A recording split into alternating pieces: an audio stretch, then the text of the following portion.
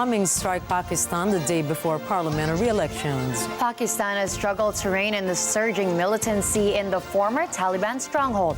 More details on this later in the news.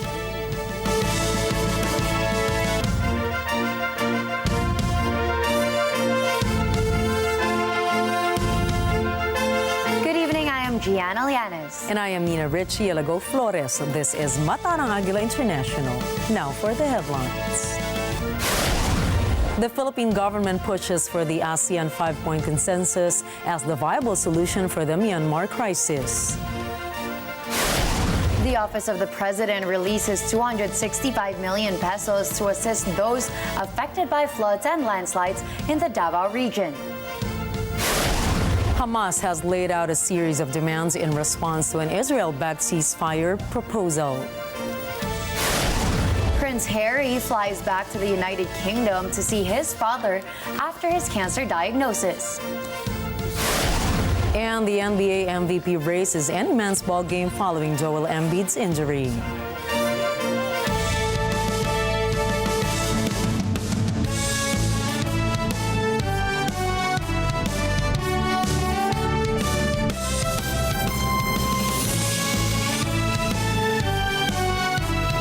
Las Vegas, Nevada. Paris, France. United Kingdom. Washington, D.C. London Bureau, Papua New Guinea. In New York, New York. Washington, D.C. Mata ng Agila. Mata ng Agila. Mata ng Agila International. Trusted, connected, on point.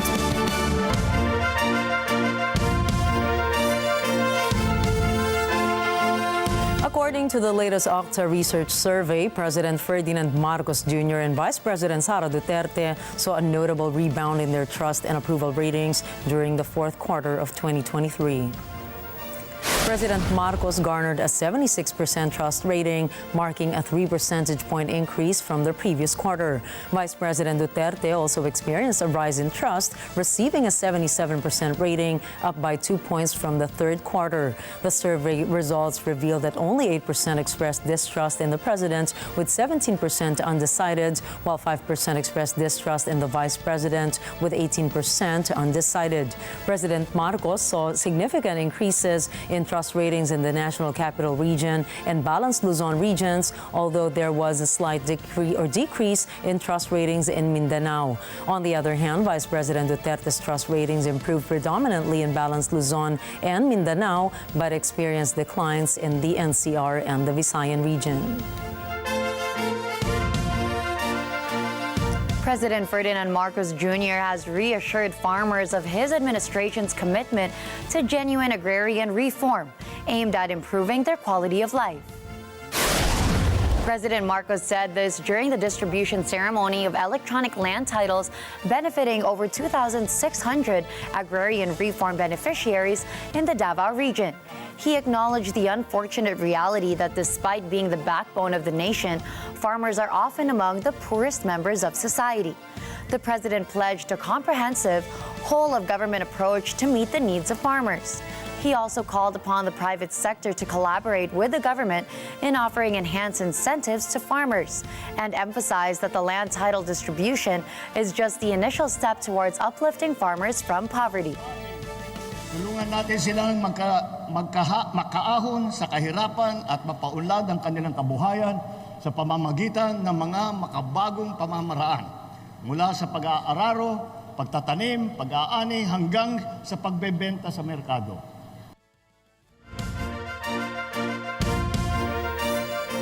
President Ferdinand Marcos Jr. on Wednesday stressed the urgency of water security in the Philippines, directing the agencies concerned to speed up the completion of water projects across the country. President Marcos said that of all emergencies, water scarcity is the hardest to contain. He believed the disruption to the water supply degrades quality of life and dampens economic activity. But he asserted that with foresight and united action, water crisis can be prevented. Of all emergencies, water scarcity is the hardest to contain. It is, however, preventable with foresight, right plans, united action, and strong political will. Any disruption to the water supply, such as the one posed by the El Nino phenomenon, which we are feeling the effects of now, degrades our quality of life. It dampens our economic activity and can fuel disorder.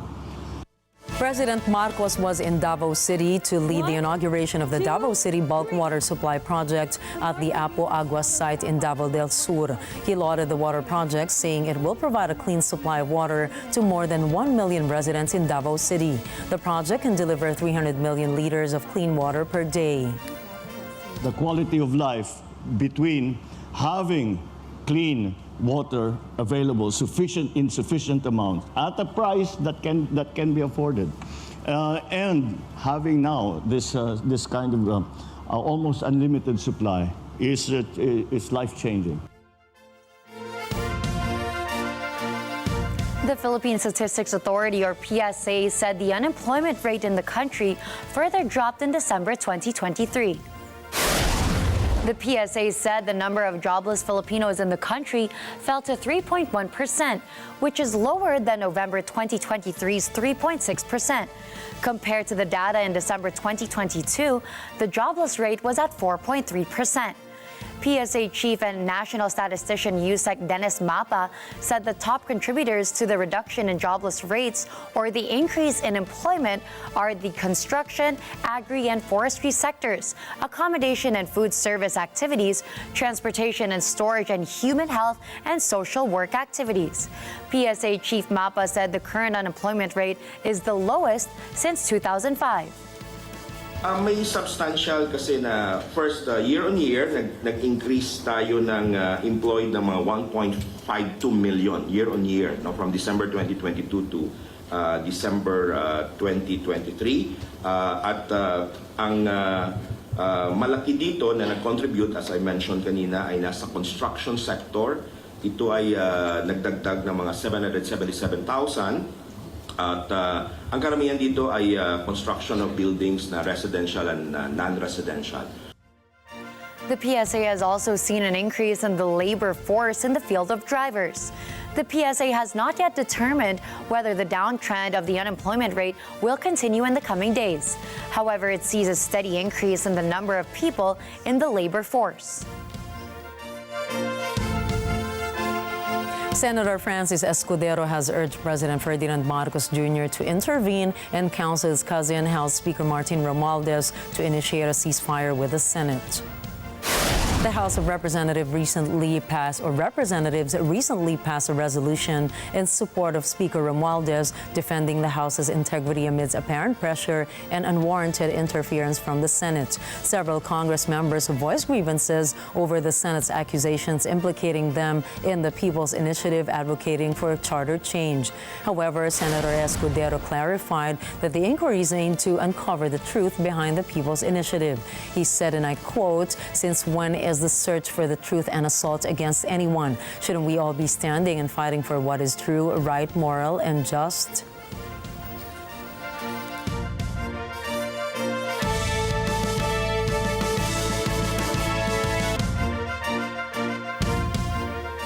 The Senate plenary is soon to debate over subjecting foreign digital providers under the coverage of the value-added tax, or VAT. This after Senate Ways and Means Committee Chairman Sherwin Gatchalian sponsored Committee Report 189 under Senate Bill 2528. Senator Gatchalian explained that the current tax code provides for the sale of services performed in the Philippines, including digital service providers, whether resident or non-resident. But he said the ambiguity in the law hinders the government from collecting taxes from non-resident digital service providers. He cited as an example the imposition of VAT on local streaming platforms and the failure to collect the 12% VAT from similar foreign platforms like Netflix and HBO Go. He said this creates an imbalance between domestic and foreign service providers and places local businesses at a disadvantage. He added that it also hampers the government's ability to adequately collect taxes from the growing digital economy. The Department of Finance estimates that implementing VAT on digital service providers has the potential to generate an additional $83.3 billion from 2024 to 2028. The Philippines has reaffirmed its stance on the Myanmar crisis, emphasizing the importance of adhering to the ASEAN five-point consensus as a viable solution. Foreign Affairs Secretary Enrique Manalo, during the ASEAN-EU ministerial meeting in Brussels, reiterated that all actions taken should be in line with the ASEAN mechanism. The five-point consensus outlines key priorities, including the immediate cessation of violence, exercising restraint by all parties, engaging in constructive dialogue for a peaceful resolution, and providing humanitarian assistance. However, despite these efforts, the United Nations has highlighted the worsening human rights situation in Myanmar, describing it as currently in free fall 3 years after the military coup.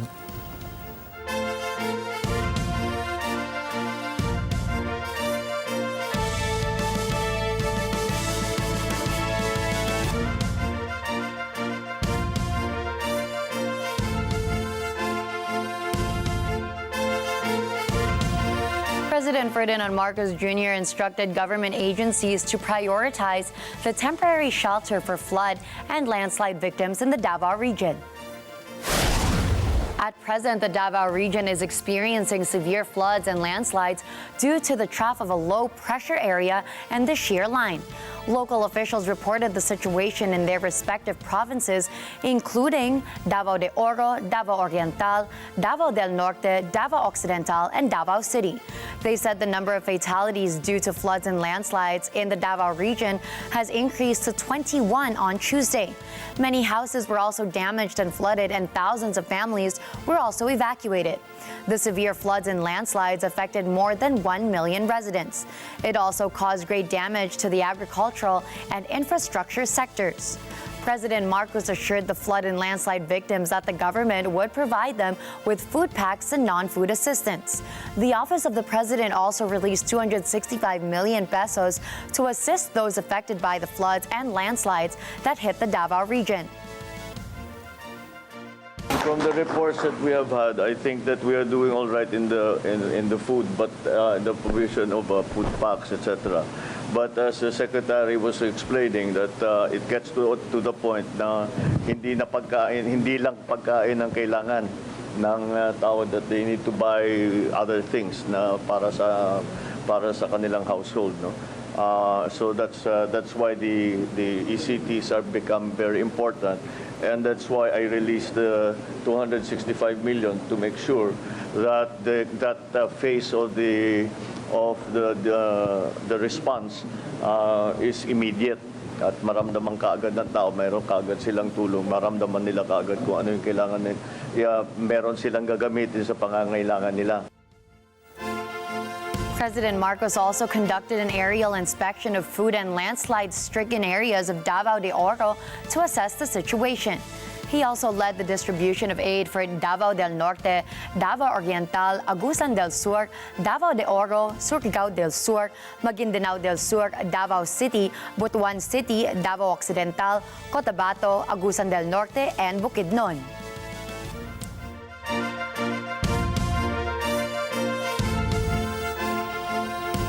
A magnitude 5.4 earthquake struck Ilocos Norte at 12:05 p.m. Wednesday, prompting some municipalities in the province to suspend classes. PHIVOLCS said the tremor had a depth of 30 kilometers. Its epicenter was located 15 kilometers northwest of Pagudpud. Meanwhile, a magnitude 5.2 earthquake hit southeast of Surigao del Sur late Tuesday evening. Intensity 6 was felt in Pasquin, Ilocos Norte, and intensity 4 in Sinait, Ilocos Sur. PHIVOLCS said the first quake, which occurred at 10:37 p.m., was tectonic in origin with a depth of 38 kilometers. The epicenter of the quake was southeast of Caguait, Surigao del Sur. Intensity 4 was felt in Caguait and Hinatuan, Surigao del Sur. Intensity 2 was recorded in the city of Bislig, Surigao del Sur, and intensity 3 in Tandag, Surigao del Sur. The second quake at 5.1 magnitude was felt at 10 o'clock this morning in the same places. I think it was last week when we discussed how it's very unfortunate that numerous natural disasters really do strike the Philippines. It's only the beginning of the year. But the thing that I would like to talk about is actually the funding that the Office of the President has Right. given and what you think about it, because something did strike me about it. But what do you think about it?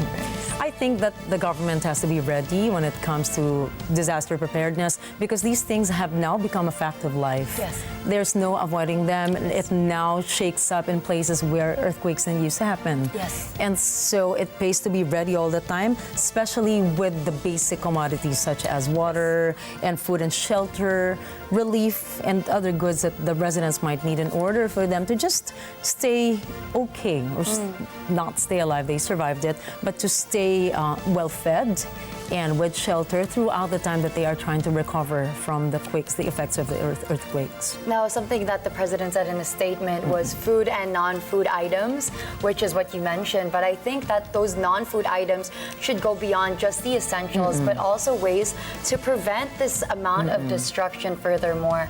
And the thing is, these people really do rely on their government to help them out because they don't have their own funding to protect themselves from the damage of these natural disasters. So I hope that's something that the government can look into, even the local government units That's can right. look into how to build more stable houses and how to protect, the homes of these people even further. Yes, I was going to go there. I was going to talk about the fact that they haven't even looked into retrofitting buildings and establishments in order that when the time comes that more earthquakes happen, we are better prepared and we're better equipped to be sheltered and well protected. Yes, or even possible relocation. I know it would be very Definitely. difficult, but that might be what is essential, especially those areas that are always hit by these natural disasters. In the meantime, this is what's coming up. Twin bombings plague the Balochistan region of Pakistan. Donald Trump does not have presidential immunity. And Hamas proposes a 135-day Gaza truce with Israel. Stay tuned, Mata ng Agila International will return for more global news.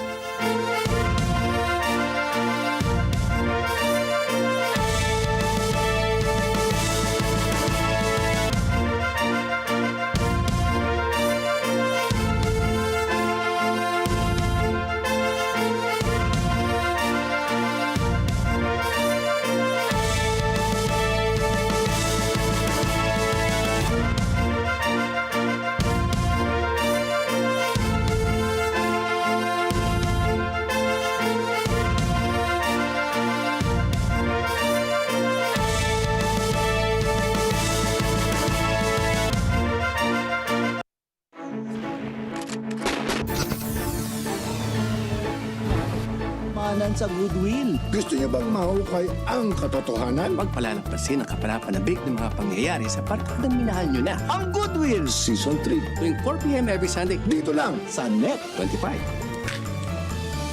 Goodwill Season 3, tuwing 4 p.m. dito sa Net 25. Let's get together sa Net 25. Sa Net 25. Wala kayong nakaraan nitong ni Rudy. Ba't ka ba napatawag? Yayain na kita magkape. Hihintayin natin dumating si May. Tapos hintayin mo lumapat yung labi niya doon sa baso. Tsaka tayo susugod tapos tatabihin mo yun. Para mo nakita niyo yung gagawin mong heroics parang sa mga pelikula. Sorry na, Rudy. Baka may pwede kang gawin para sa akin. Ano gusto mo? Sabihin ko sa iyo kung ano yan. Okay, sige. Aaminin ko na.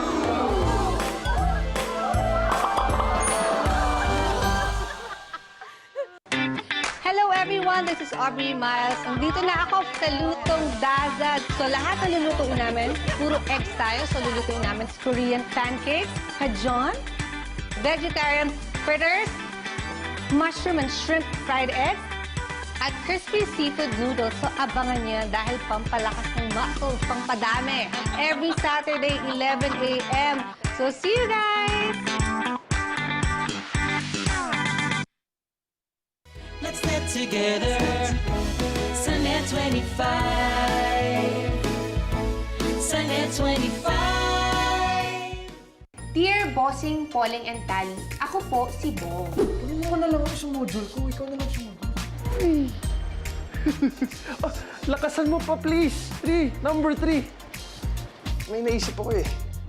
Gusto kong mag-apply ng trabaho. Pero ayokong magtrabaho. Teka, nasa ba yung ano at mapuntahan na? Teka lang, relax ka lang. Hindi, kikil ako eh, kikil. Love, Bosleng, and Tali. Tuwing linggo, alas 6 ng gabi dito lang sa Net 25. Let's net together sa Net 25.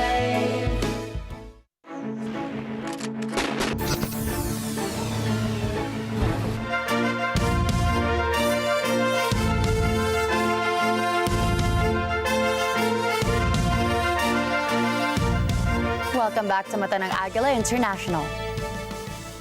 A pair of bombings at the election offices of a political party and independent candidate, claiming the lives of at least 24 people and wounding at least 20 others, rattled southwest Pakistan a day before parliamentary elections are to be held.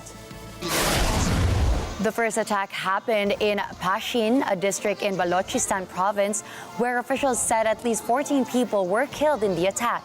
The wounded are now being transported to the nearest medical facility.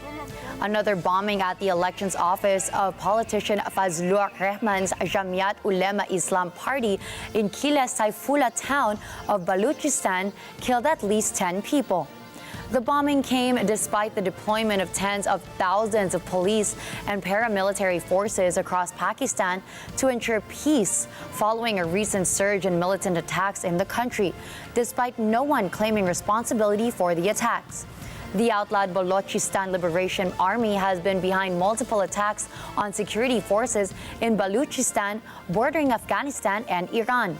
On January 30, a separatist Balochistan Liberation Army group attacked security facilities in Balochistan's Mak district, killing 6 people. In recent years, Pakistan has struggled to rein in surging militancy, especially in the former stronghold of Pakistan Taliban. Prime Minister Narendra Modi vowed to make India become the world's largest or third largest economy under his third term.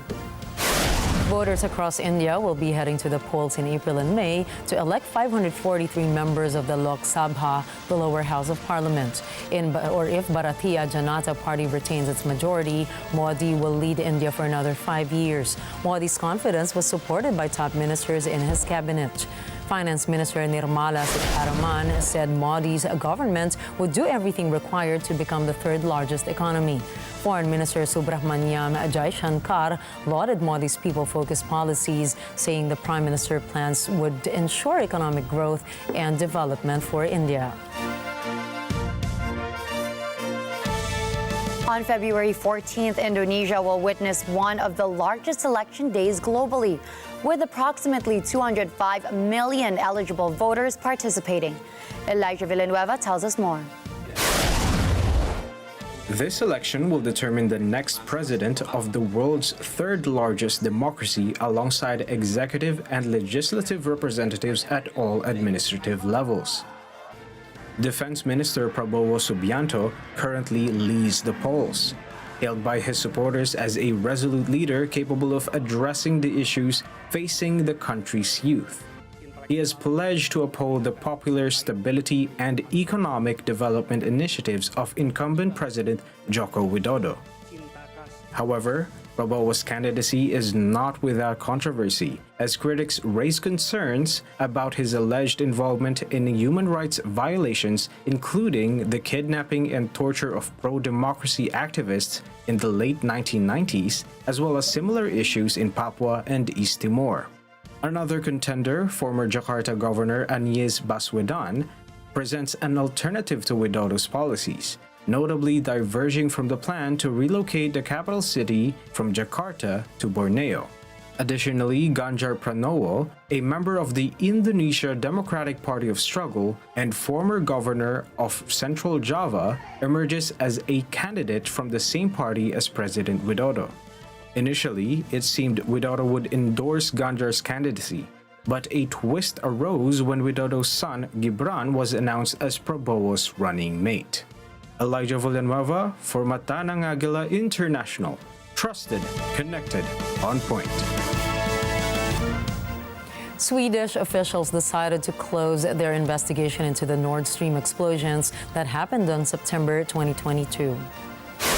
The probe's purpose was to establish whether Swedish citizens were involved and whether Sweden somehow was used to carry out the detonations, thereby putting the Scandinavian country at risk. But the Swedish prosecution authority said in a statement that Swedish jurisdiction does not apply to the case. Sweden's investigation was only one of 3 into the explosions. Denmark and Germany are also examining the twin blasts. Some media reports said that the attack happened as an attempt of Europe to wean itself off Russia's energy sources after Russia launched its special military operations in Ukraine. The source of the sabotage has now been a major international mystery. A jury finds a Michigan mother guilty of manslaughter over a school mass shooting carried out by her teenage son. Joanne Soriano tells us more. In an unprecedented and closely watched case, 45-year-old Jennifer Crumbley and her 47-year-old husband, James, are the first parents of a school shooter to face felony manslaughter charges in the United States for the actions of their child. Crumbley was convicted of all 4 counts of involuntary manslaughter. A jury in Pontiac, Michigan, deliberated for about a day and a half. Crumbley will be sentenced on April 9th and could face up to 15 years in prison. Her husband is to be tried separately in March. Their 17-year-old son, Ethan Crumbley, is serving a life sentence for the November 30th, 2021 shooting at Oxford High School. 4 students were killed in that incident. The Crumbleys bought their son the 9mm Sig Sauer handgun. He used this to carry out the attack. The Crumbleys were accused of ignoring warnings that their child had mental health struggles. Prosecutor Karen McDonald told the jury that Jennifer Crumbley failed to exercise ordinary care when the smallest, tragically simple thing could have prevented it. Joanne Soriano for Matanang Agila International. Trusted, connected, on point. A federal appeals court in a landmark ruling has rejected former United States President Donald Trump's claim that he was immune from criminal liability for actions he took while he was in the White House. The 3-judge panel of the U.S. Court of Appeals for the District of Columbia Circuit said Trump's argument is unsupported by precedent, history, or the text and structure of the Constitution. The court also ruled that Trump can be tried on charges of conspiring to overturn the 2020 election. It also dismissed Trump's claim that he could only be prosecuted if he had been convicted in a Senate impeachment trial first. Legal experts say Trump can still appeal to the full U.S. Court of Appeals for the District of Columbia Circuit, and as a last legal resort, to the United States Supreme Court.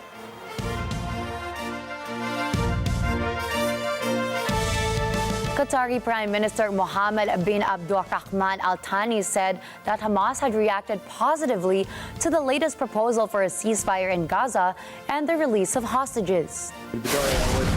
Prime Minister Al Thani disclosed this response during a press conference alongside U.S. Secretary of State Antony Blinken, who expressed his intention to convey the information to Israeli leadership during their upcoming meeting. Now that we have the response from Hamas to the proposal that was put on the table a week or so ago, we're going to be very intensely focused on that. And again, that offers the prospect of extended calm, hostages out, more assistance in. That would clearly be beneficial to everyone, and I think that offers the best path forward. Qatar, known for its mediation efforts with Hamas, has been collaborating with the U.S. and Egypt in pursuit of a ceasefire agreement, which would entail a temporary cessation of hostilities and the release of over 100 hostages. However, Israeli Prime Minister Benjamin Netanyahu had previously firmly rejected the idea of a ceasefire, asserting Israel's commitment to persist with its offensive operations until achieving a decisive victory.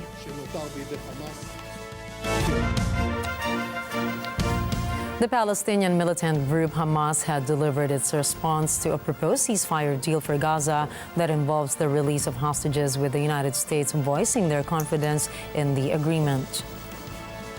In a statement, Hamas said it responded, and I quote, in a positive spirit, ensuring a comprehensive and complete ceasefire, ending the aggression against our people, ensuring relief, shelter, and reconstruction, lifting the siege on the Gaza Strip, and achieving a prisoner swap. Senior Hamas official Ghazi Hamad said that Hamas aims for the release of the largest possible number of Palestinian prisoners in Israel. U.S. Secretary of State Antony Blinken, who is on a lightning tour of the Middle East, said that Washington was reviewing the Hamas response and that he would discuss it with Israeli officials when he visits the country. Speaking at a news conference alongside Qatari Prime Minister and Foreign Minister Sheikh Mohammed bin Abdulrahman Al Thani, U.S. State Secretary Blinken said that there was a lot of work to be done, but he continues to believe that an agreement is possible. There's still a lot of work to be done, but we continue to believe that an agreement is possible and indeed essential, and we will continue to work relentlessly to achieve it. Hamas has laid out a series of demands, including a full withdrawal of Israeli forces and an end to the war after 3 45-day truce phases in exchange for hostage releases and rebuilding efforts of the Gaza Strip. The question is whether a middle ground can be reached to move the process on. I think we can agree that a lot is definitely going on all around the world. But I want to go back to that story or that headline about the Michigan mother who was found guilty of assisting manslaughter of her son who engaged in a school shooting. You, again, as a parent, I do want to ask you your thoughts on this, Grace. I think child rearing plays a major role in these things happening. That's why you notice it's become very prevalent these days that mass shootings involve very young teenagers. Yes. What do you think is going on in their minds? I think parenting has a lot to do with that. Like, I know for a fact that the couple actually bought their son a gun. Yes. Gun control in the U.S. has always been a problem. It's so easy to acquire guns in the U.S. Even a minor can do so. And the fact that a 17-year-old gets to own a gun by gifting of the parents, I think that part is already very questionable. In addition to that as well, I know that his school actually called the parents, I believe it was a day prior, alarming them that there's a possibility that this could happen. And in a situation like that, the parents should have taken immediate action. This could have been prevented, and I think that's why she was convicted of assisting in manslaughter, because this could have been prevented. I also have seen discussions about this issue online, people giving their 2 cents, and another thing they've been saying is the school's involvement. How much could the school have done with them knowing that this student had the potential to be violent? I understand that the first thing you really have to do is call the parents, and I believe Jennifer Crumbley received the call from a school personnel saying that their son is actually going through something, and he would write things down such as these thoughts or the thoughts won't go away, and he would scribble drawings of a gun, and he would write down about shooting people. And I think he could have been helped if the issue, his mental challenges, his mental issues were dealt with earlier. But the mother sadly did not respond and said she couldn't leave work. And eventually during the trial, I believe her boss did not side with her in her claim that she could not leave work that day, because according to the boss, she could have, as it is treated as important when it comes to family matters. Well, this is a hot topic in the United States right now, because this is the first time that the parents of a school shooter have been tried. And I hope that something that does come out of this is that I can't speak for it because I'm not a parent yet, but I'm sure parents will be more alarmed on how they can talk to their kids, not to be violent, to spread love, to act kindly towards one another, and to be more alarmed about situations like this. So, summing up, I believe that child rearing plays a very important role. So does gun control, and of course, mental health issues being addressed. Well, first of all, acknowledged and then addressed. And now we give you what's coming up shortly. Mysterious shipwreck washes ashore in eastern Canada. An Italian politician demands extreme punishments for rapists. Meta pushes the label All AI image on Instagram and Facebook. Stay tuned. Mata ng Agila International will return for more global news.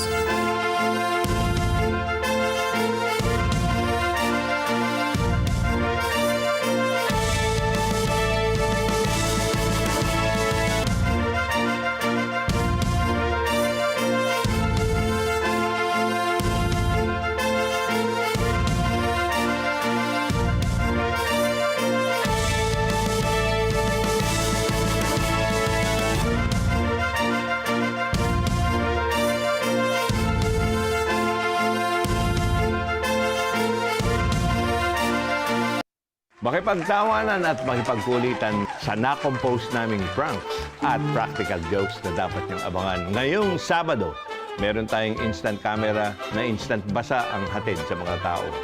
Pwede po ba tayo mag-picture dito background? Papa P at nagbabalik na giant teddy bear. Marami ang napasigaw at napatakbo everywhere. Go, go, go! Go, go, go!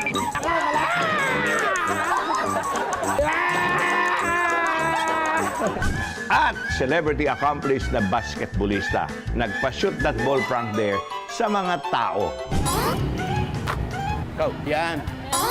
Oh, oh. Ay, kapos eh. Oh, oh. Mali. Ano? All that and more kulitan at tawanan ngayong Sabado, alas 8 ng gabi sa Oh No, It's BO, Biro Only. It's BO. It's BO. It's BO. Together, Sunday 25. Ang mga winner ng high-tech na mga gadgets, big cash prizes, and the brand new GWM Handle Jolion car, malapit nang malaman! Abangan, malapit na, dito lang sa Net 25!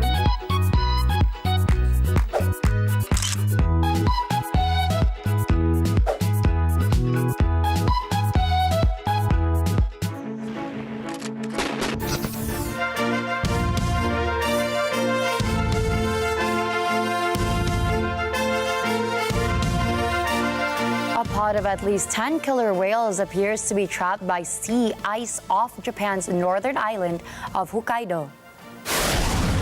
Officials from the coastal town of Arousou said they have no way to rescue the orcas, which were first spotted by a local fisherman.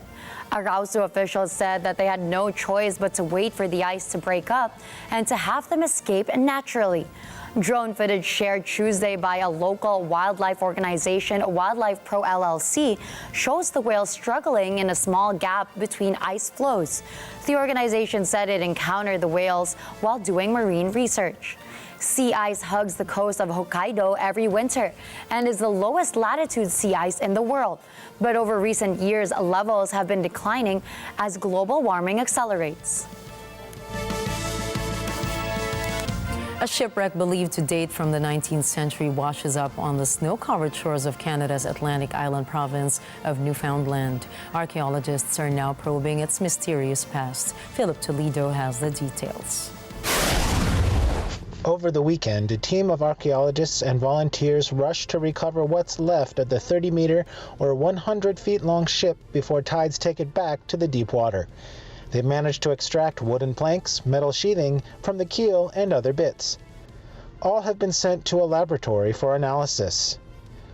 Archaeologist Jamie Brake said they are hoping to identify the wood species and age of the wood and to identify the makeup of the metal. Brake says those things will give them as clues to the ship's age and origin. He adds that the ship is in a dangerous spot and being pummeled by the ocean. He says it is not ideal to try to learn more from it at the site itself. It will probably take months, he says, for any test results. Located on the shores of T.J. Cheeseman Provincial Park on the southwest tip of Newfoundland, the wreck was discovered in late January. It was in an area known for numerous shallow rocks on which many ships have run aground over the centuries. Newfoundland's Archaeology Office says old shipwrecks are commonplace in the region, even numbering in the thousands. Brake notes European ships navigated these waters for hundreds of years. Philip Toledo for Matanang Agila International, trusted, connected, on point. More than 100 firefighters are battling to control a forest fire in Los Alexes National Park in Argentina. The Los Alexes National Park is a UNESCO World Heritage Site in Patagonia, which is home to huge Alerce trees. Chubut Governor Ignacio Torres said the fire was a result of arson, which has burned more than 1,000 hectares. He said the fire continued to be out of control. Limited visibility caused by the smoke has made it hard for the aerial firefighters, but additional firefighters would soon join the existing team. Spain and Ecuador seized 2.4 tons of cocaine, over 400,000 euros, and properties valued at more than 13 million euros during an operation aimed to dismantle a drug trafficking and money laundering organization linked to the Albanian mafia. Myla Simbulan reports. The Ecuadorian prosecutor's office says on X that in an operation related to Albanian organized crime, 30 arrests were made during raids in several Spanish and Ecuadorian cities. 12 of the arrests and the seizure of 400,000 euros happened in Spain. The Spanish police confirmed in a statement that 30 people were arrested in Spain and Ecuador linked to several interventions in Europe. More than 3,200 kilos of cocaine have been seized. The police note that in addition, a large number of properties, high-end vehicles and luxury watches have been blocked in Spain, valued at more than 13 million euros. Myla Simbulan for Mata ng Agila International, trusted, connected, on point. A Kenyan court charges the leader of a starvation cult and dozens of suspected accomplices with murdering nearly 200 children in a forest near the Indian Ocean. Estela Dominique has more. Self-proclaimed Pastor Paul Nathaniel Mackenzie is accused of inciting hundreds of his acolytes to starve to death with the promise of meeting their Savior. Mackenzie has already been charged with terrorism, manslaughter, as well as child torture and cruelty. On Tuesday, he and 29 other suspects pleaded not guilty to 191 counts of murder, including of 3 infants. A 31st suspect was deemed to lack the mental fitness to stand trial and ordered to return to the Malindi High Court within a month. Mackenzie has pleaded not guilty to all the charges against him. He was arrested in April last year after bodies were found in the Shakahola forest. Autopsies revealed that the majority of the 429 victims had died of hunger. Others, however, including children, appeared to have been strangled, beaten, or suffocated. Estela Dominique for Mata ng Agila International, trusted, connected, on point. Italian Deputy Prime Minister Matteo Salvini is urging lawmakers to consider castration as a punishment for criminals involved in sexual violence. This comes as a response to a recent heinous crime where a minor was sexually assaulted in front of her boyfriend by 7 Egyptian illegal immigrants. Police were able to swiftly identify and apprehend the perpetrators with the aid of nearby surveillance cameras and victim description. According to a local newspaper, the suspects were aged between 15 and 18, with 4 of them being just over 18.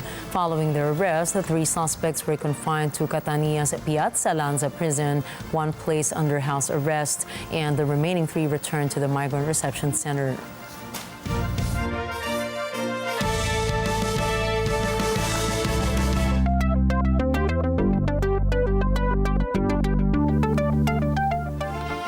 Meta, the parent company of Facebook and Instagram, announced that users will soon begin to see labels on AI-generated images within their social media feeds. This initiative is part of Meta's broader effort to distinguish between authentic content and AI-generated material. According to Meta, they are collaborating with industry partners to establish technical standards that will streamline the process, with plans to extend this initiative to video and audio. Meta's global affairs chief, Nick Clegg, did not provide a specific timeline for the rollout of these labels, but assured users that they can expect to see them in the coming months, available in multiple languages.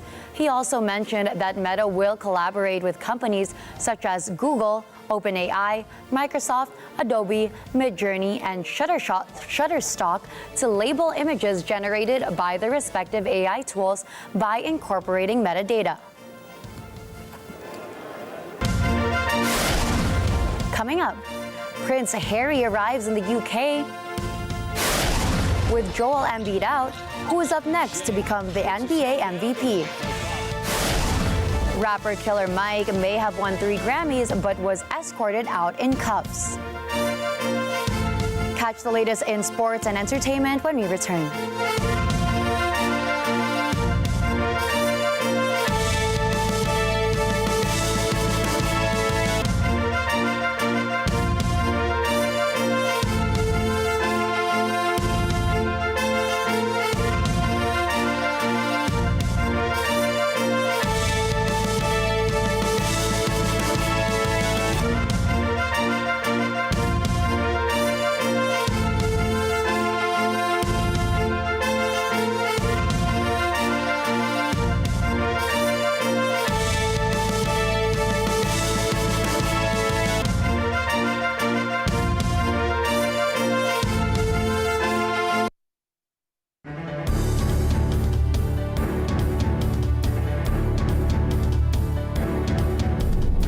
Stars in the world of business joined us for a night of recognition and celebration at the Open for Business Trailblazers Awards. We're giving you, our beloved viewers, more highlights from this historic event and interviews from industry experts. We are now open for business. Open for Business with Cesar Vallejos, Sunday, 9 p.m. Sunday 25. 4 seasons na po ang Taragay Magandagad. Aside from 4th season na namin, Taragay Magandagad is the most watched program po na napilipan. Please welcome our Taragamers na real estate agents ng Alabang.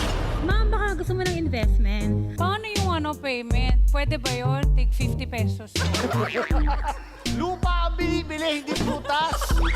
Ilang cards mayroon sa isang standard deck ng uno? Agad-agad!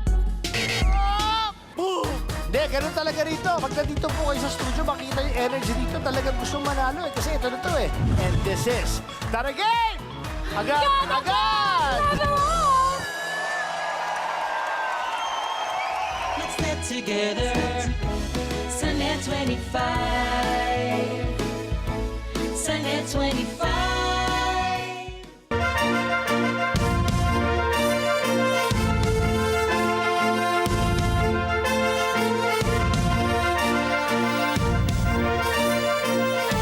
Prince Harry has arrived in London after the news of King Charles III's cancer diagnosis broke out. Royal sources said Prince Harry flew on a private plane from the Los Angeles International Airport for London. Harry left London's Heathrow Airport in a car headed straight to Clarence House. His wife, Meghan Markle, reportedly stayed with their kids, Prince Archie and Princess Lilibet, in California. While there were no reports if Harry would engage in public duties for the king, royal experts said Prince William will likely be the one to undertake some duties on behalf of the king, since he, the latter, is the next in line of monarchy succession.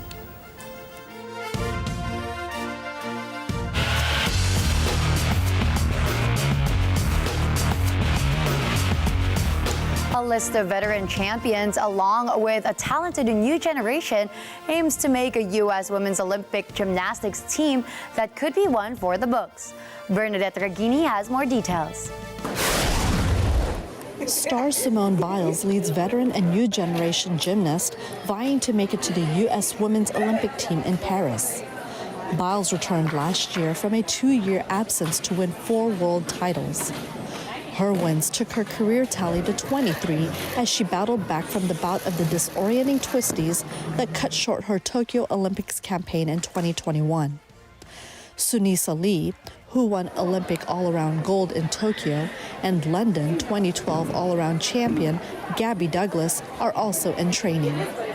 Tokyo floor champion Jade Carey and team silver medalist Jordan Childs, two-time world all-around medalist Shalise Jones, and two-time world team champion Skyle Blakely are working for a spot as well. Bernadette Regini for Mata ng Agila International. Trusted, connected, on point.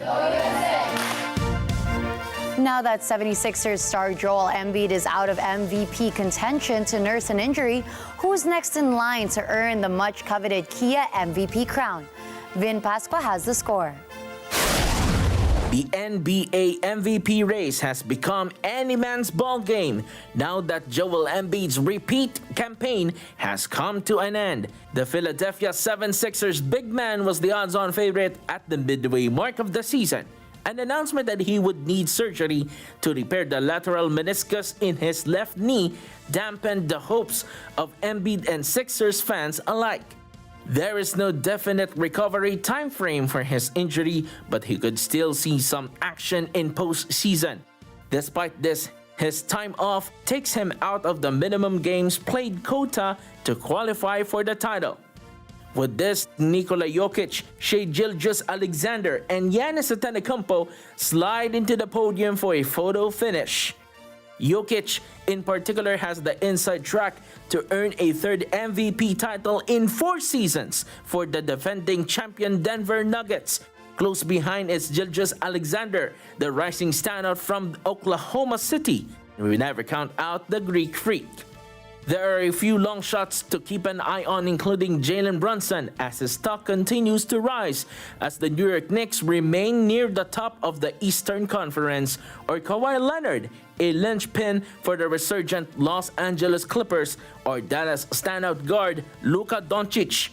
There's also Boston's forward Jason Tatum, or even Anthony Ant-Man Edwards, who's a dark horse to win an MVP, as he guided the Minnesota Timberwolves to a tie for the top spot of the Western Conference. Reporting for Sports, Vin Pasqua for Mata ng Agila International. Trusted, connected, on point.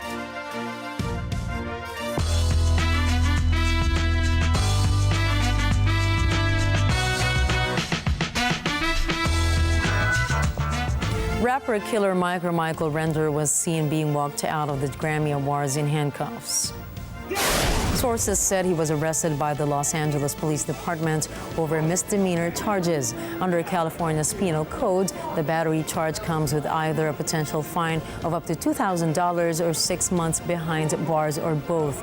Before being detained, Render swept all 3 categories he was nominated in: Best Rap Song, Best Rap Performance, and Best Rap Album for his self-titled 2023 studio album, Michael.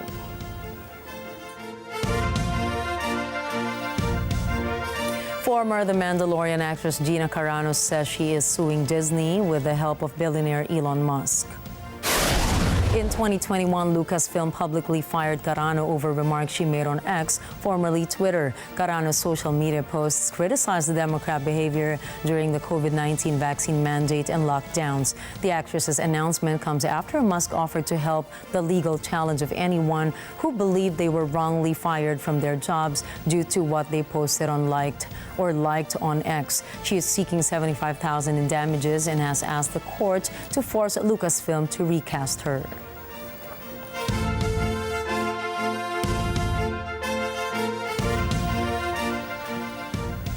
Well, big news happening in sports and entertainment as well, but I think one of the biggest news across the world, we've been talking about this for days, is King Charles being diagnosed with cancer.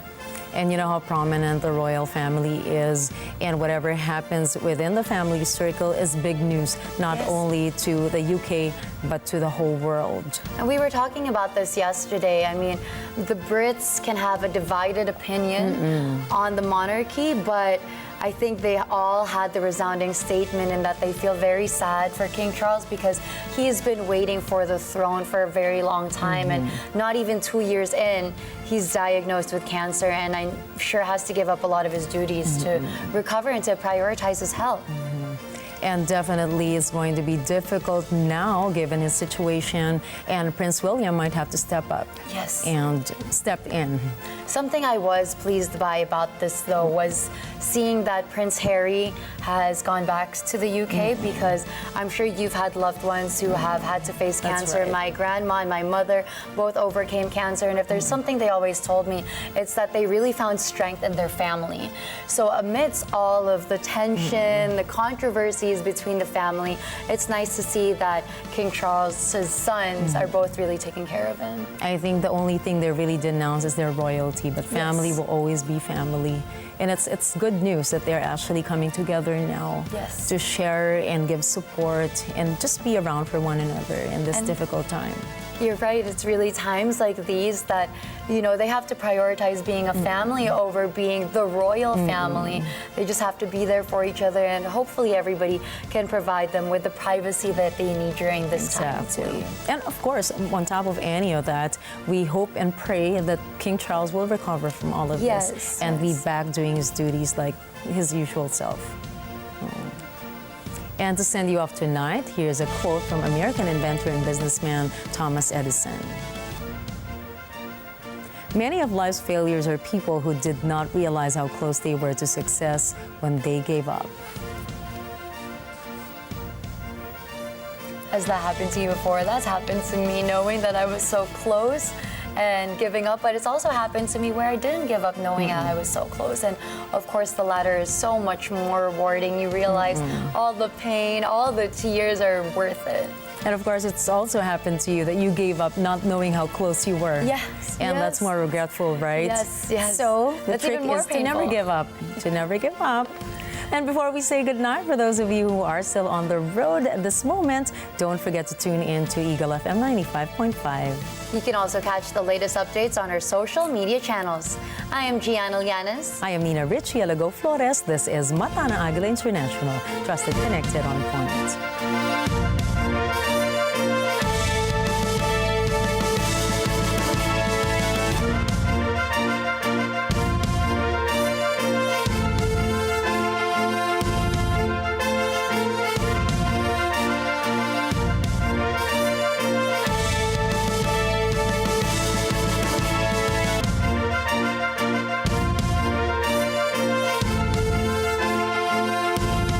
Thank you for choosing Mata ng Agila International as your trusted news source, keeping you connected to the world and on point with stories from around the globe. Follow, like, and subscribe to @Net25 TV.